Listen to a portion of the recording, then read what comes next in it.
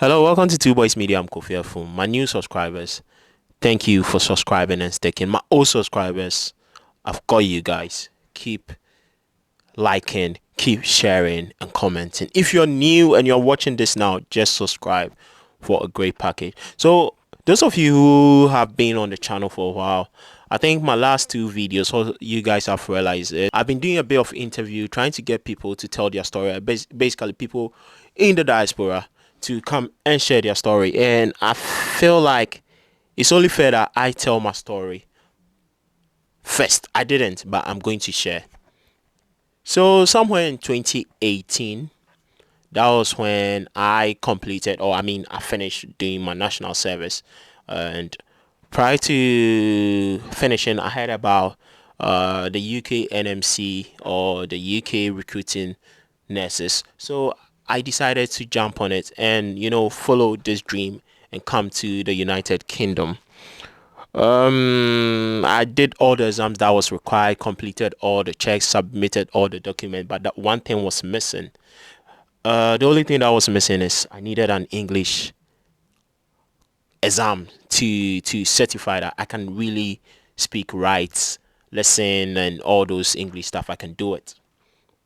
So as at the time I was applying, the NMC UK had evidence one and evidence two, and evidence I think evidence one was for you to provide the English exams, and evidence two was for you to basically certify or prove to them that you were trained in a country that your training was done in English, you speak to the patients in English. And I was like, oh, come on, Ghana, our formal language is English, though we don't speak um English locally, but that's our formal language. That's like the official language of Ghana, which is not native. So I was very convinced. I got a lot of documentation from where I trained to just prove or certify that yes, I was taught in English, and most of my hours of education was all in English. So if you look at this file here, it contains a list of all my documentation that stated that I was trained in English. So I have the narrative to tell you that I did my degree in English. I got a letter from my uni to tell you to tell the NMC UK that English was the official language and all those things. So I was convinced. So as at that time, the one who was pushing for this English, I mean the evidence too, was my agency, the agency that my friend, my best friend back way from uni told me about. They were very convinced that evidence 2 is going to work for we the Ghanaians because Ghana, that's our formal language. So they even further stated that they have solicitors who were going to chase our case to make it really go fast. So if we know of anyone who want to get on their agency, we should just bring them on board. So far as they're nurse, they have the CB, they've passed their CBT and all, whether IELTS or no IELTS, we should bring them. So I think I went to Ghana NMC to submit some documentation. That was when I met one guy there. We spoke a bit. I told him about our agency, and he also joined. And with that being said, we got a job at various hospitals, and the guy I met when I went to NMC Ghana was the one I came to the UK with. Prior to coming, we were told that we should book, though evidence two was rest assured according to the agency. It was assured, they were certain that we will get our decision letter and we will take our OSCE through evidence too. We should just book an English exams in the UK as a backup, which we did. So we book our exams. They were told to study, prepare for the exam, because once we get into the UK, it will take like 2 weeks or so, and we will take the exams, which we did. So I'll show you pictures of us on plane coming all excited. I don't think I'll show my friend. I'll show just me. We came here, which was great. Um, our first few days was amazing. The weather, the country, everything was good. And we started preparing. We had other groups also coming with evidence too. So fortunately for them, those who came, right, I think prior to them getting here, there was this rumor that the NMC UK was looking into reducing the scores for the English exams. So they were like, they reduced the score, and it was reduced. So one of those people, or the girl, just uploaded her previous English or IELTS score, and she got her decision letter. Three of us went to write the exams, right? And the other person, uh prior to going to write the exam, had already applied for remarking for the IELTS. So it came out that she got the, I think, the English. And we have a summer boat party, which I'll post the flyer on the channel. Make sure, if you're a nurse, you are close to Southampton, wherever, Bournemouth, just contact the details on this flyer, and let's meet and let's talk, let's interact. The writing was 6.5, which she met that requirement, so she was good. So it was just me and my boy. We started working. All right, we didn't know that the trust knows. We might had a hint, but we weren't sure. So just imagine you'll be there and your education team will come. You'll be getting email from the main recruiter, like our hospital recruiter, reminding us when are we booking the OSCE. And we were telling ourselves, well, booking for OSCE, we haven't even got the exams. We just wrote the English exam. So what are you talking about? Also, we are waiting for an update on our applications with the NMC UK regarding evidence too. So we were just waiting, bro. We'll see it. For me, I'll see the education team coming and I'll run. Do you know how I run? I will be busy, because if you come, the world is chaos. So are you going to pull me out of the numbers just to talk to me? Work. So this was a headache every morning. To wake up and go to work was a headache, knowing that we were waiting for this English exams, and it could be that you will fail, or it could be any other way. So we were, no, emotions were a bit off. Like, we were not really sure. We basically we're not sure of what we've got ourselves into. We came to a realization that we made a mistake. We should have taken that English exams prior. The result came out. Prior to the result coming out, the other group also came in from Ghana. They were preparing to write the English exams. We told them, bro, it's not as you think. It's very difficult. We are not even sure that we made the right choice by coming with evidence too and expecting our results. Fortunately, I got my results, or the result for the exams came out. Boy, oh boy, this was where everything started. Fortunately for me, I passed the first time. And I don't say this with like pride or being proud, because English is not a measure of intelligence. And what I've realized is most Ghanaians, when we emphasize on someone speaking good English, and we think someone speaking good English, that means that person is very intelligent. That's not true. There are people who can write English language. Like, when you give them a pen and paper, they can write it. It makes it look like the queen is, or the king is, addressing you on this letter.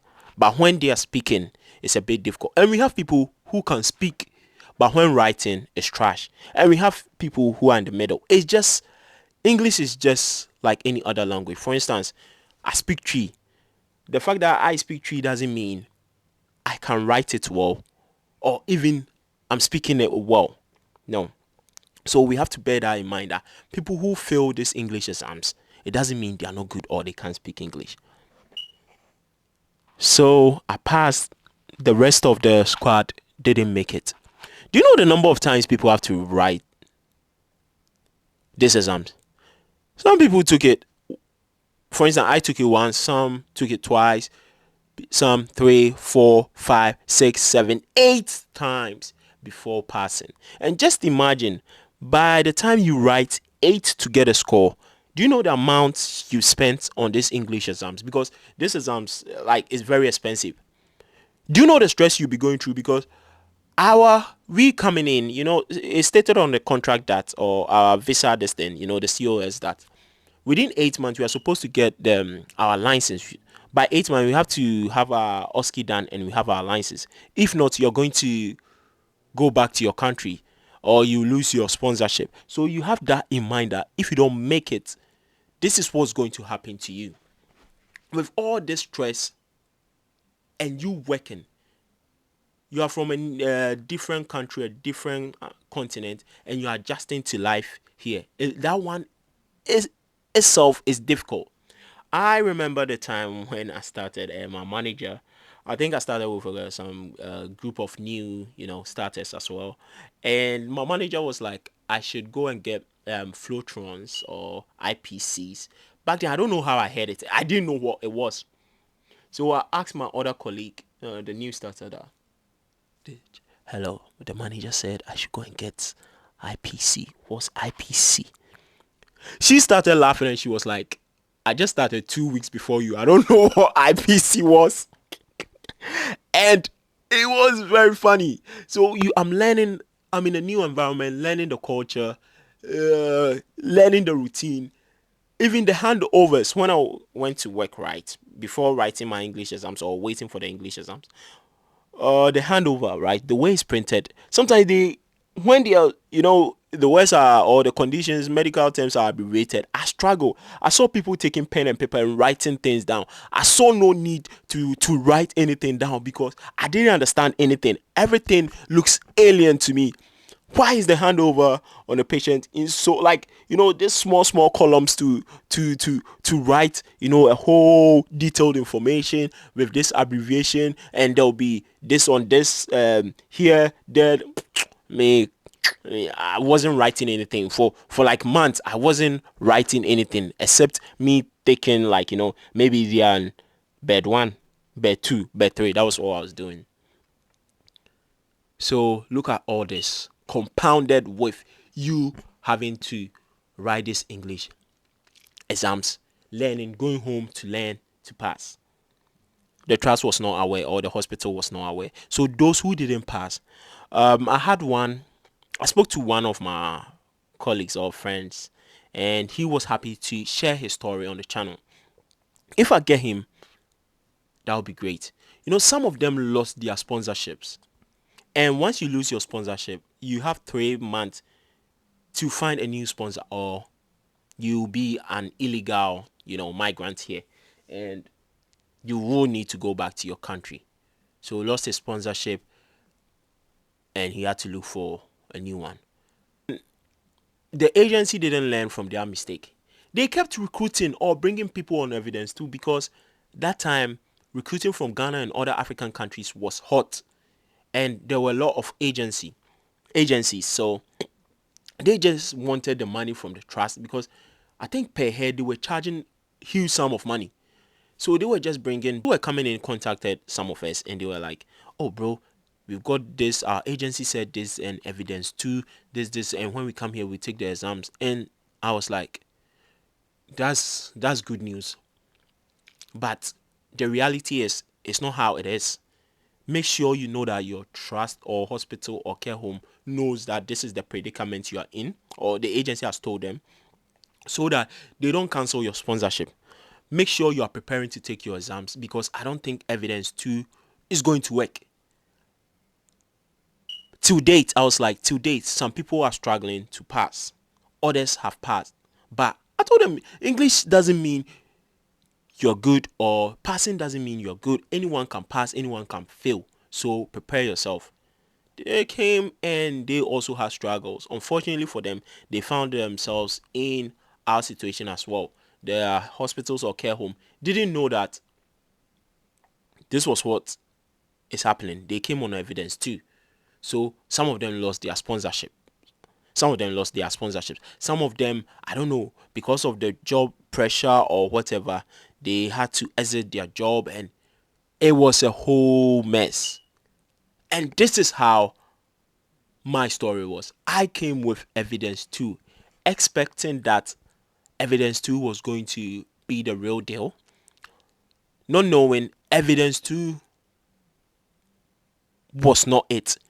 The NMC UK had to review that and take it out of the requirement, or the categories of how to prove your English. They took it out because they realized that they themselves can't for a fact state or prove that yes, this person coming from this African country or wherever actually use English. So they took it out. Fortunately for my colleagues that I came with, all of them passed their English exams at the end. And I know each and every individual, they've all passed, which is great, because it will be very difficult to leave your job or whatever you're doing in your country, come here and go back and start afresh again. This has been my journey today till date, and I'm very thankful and I'm very happy for having those people. It got to a time that it was very difficult for me to even check up, because when you check up, that you can feel pain, you can feel stress, you can feel the anger, because sometimes you realize that someone has passed his or her English exams, and you'll be like, how can this one be passing and I can't pass? And I'll be like, it's not your fault, because you have a lot on your head. You're stressed, you're doing this, you're schooling, you're working, you're combining all this, just so you can't really focus. If you're still watching by now, it means you're enjoying this and you want more of this. We have a lot of stories, a lot of interviews that we are going to share on this channel. Subscribe and let's make it happen. This is Two Boys Media and I'm Kofi Efum, your humble servant. Let's get this done. Let's grow this channel. Two Boys Media.